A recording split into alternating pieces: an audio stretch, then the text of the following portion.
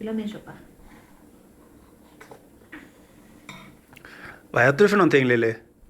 Atompappa. Äter du soppa? Det är gott med soppa. Vem är det som har lagat soppan då, Lilly? Pappa. Det är pappa som har gjort soppan. Det är grönsakssoppa. Därför är jag på. Ja, med dipp. Dipp. Med dipp, ja.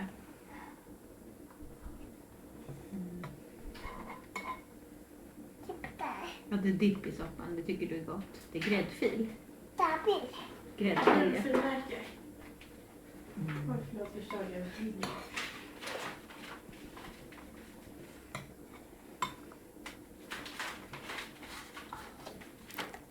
Om ni ställer skålen lite närmare så kanske man inte behöver sträcka sig så långt.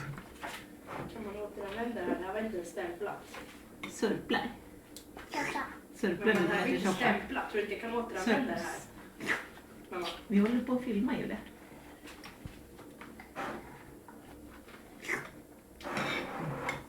Det är gott. Ja, där kan skålen stå.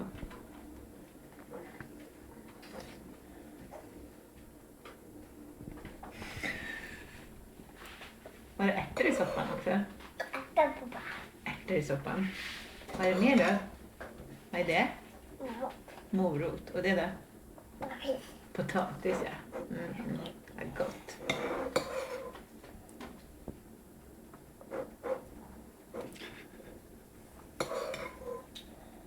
Vill du ha soppa istället för välling ikväll? Det är gott. Ja, Pappa. ja, soppa som pappa Pelle har lagat. Pappa. Palama. Ja, pappa Pelle lagar soppa.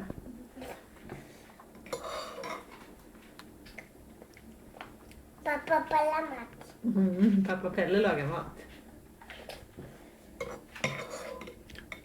Ja, det var rackarns gott det där.